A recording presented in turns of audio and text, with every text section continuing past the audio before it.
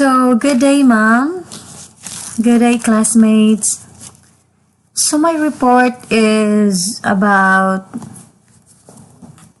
dyslexia and reading problems.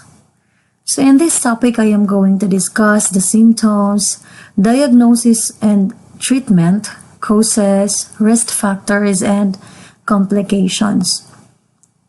So before I move further, let us know first what is dyslexia. So the word dyslexia is used when a learning disorder affects the field of language acquisition, and reading is one of the key areas affected. So difficulties can also be seen in language, orthography, and voice. So when we see orthography, it is a set of conventions for writing a language. It includes norms of spelling, hyphenation, capitalization, word breaks, emphasis, and punctuation. So it is also a chronic language processing that hampers oral and written language skills development. Children and adults with dyslexia can be highly intelligent. However, they have a cognitive condition that makes the brain process information differently and perceive it differently. So, it is important to recognize dyslexia as early as possible and establish strategies and therapies to help a child excel, because most of what happens in school is focused on reading and writing. So those with dyslexia have average intelligence and are usually seeing normally. Through tutoring or professional education plan, most children with dyslexia will excel in school. Often, emotional support plays a major role. While there is no cure for dyslexia, the best outcomes are early detection and intervention. So dyslexia often goes undiagnosed for years and is not known until adulthood. But it is never too late to seek assistance. Next, let's move to the symptoms.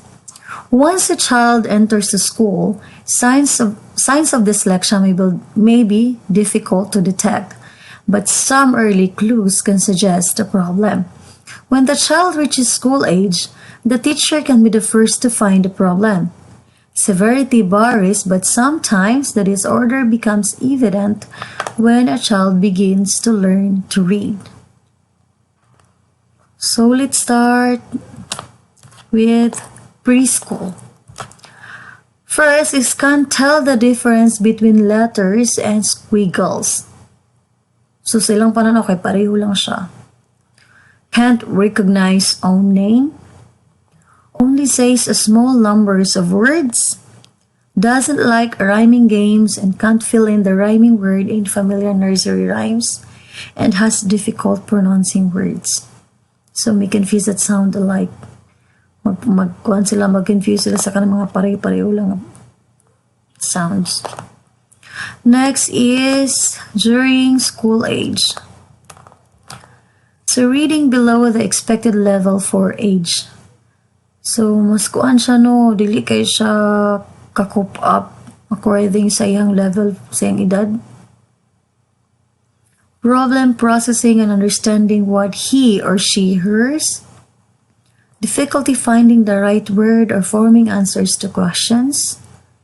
And difficulty seeing, educationally hearing similarities and differences in letters and words.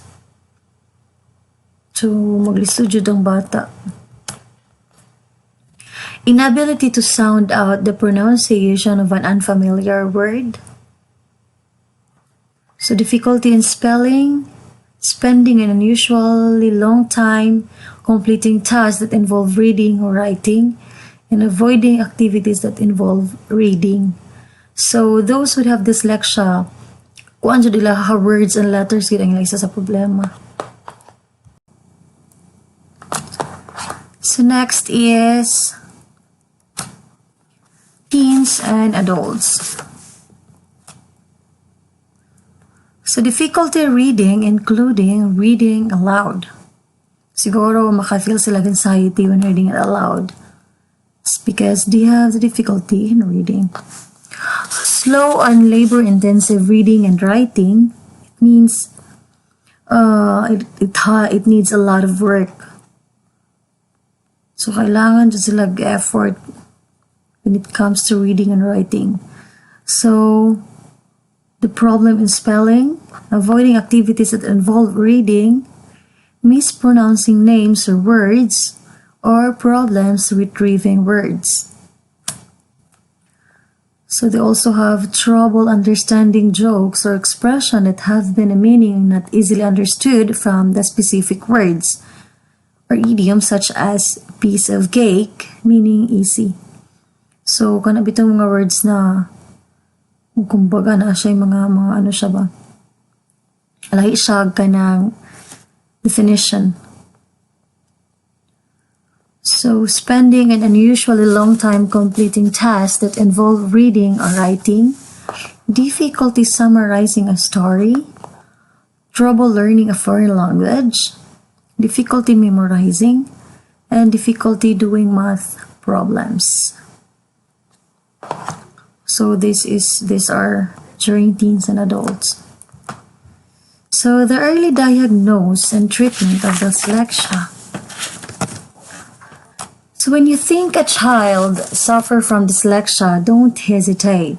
Call the doctor or talk to the teacher of the child.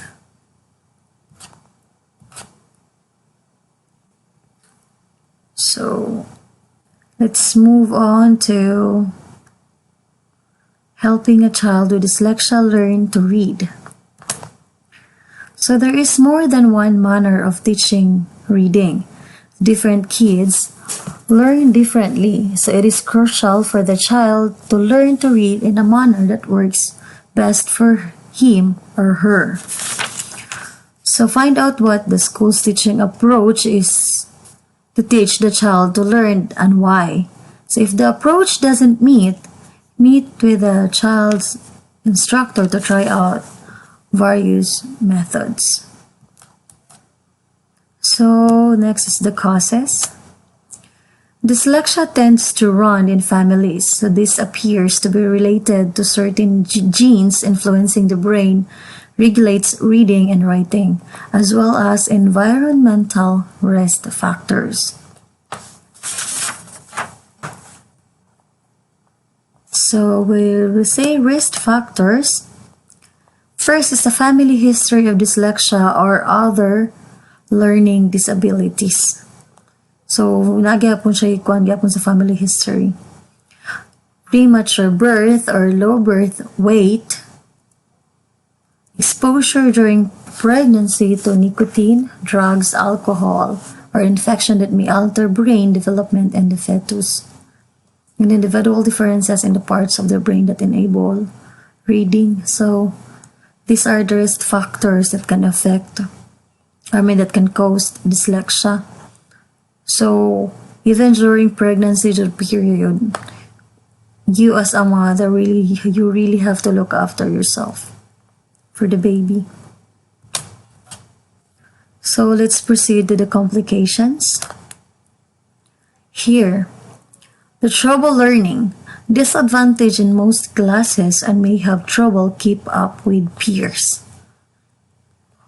So, next is the social problem. So in social problems, they might be left untreated, low self-esteem, behavior problems, anxiety, aggression, and withdrawal from friends, parents, and teachers.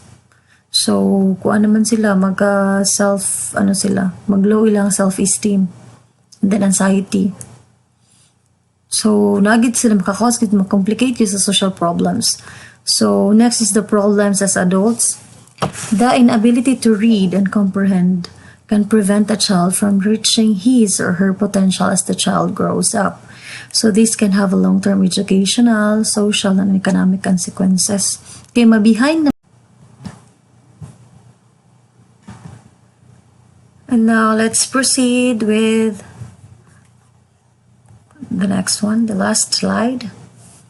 So children with dyslexia have an elevated chance of attention deficit or hyperactivity disorder or ADHD, and vice versa.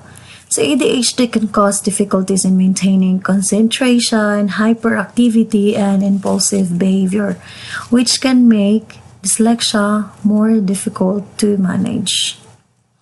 So as I said earlier, that emotional support plays a major role in this matter. So before I end my report, I'm gonna leave this quote from Ignacio Estrada that if a child can't learn the way we teach, maybe we should teach the way they learn.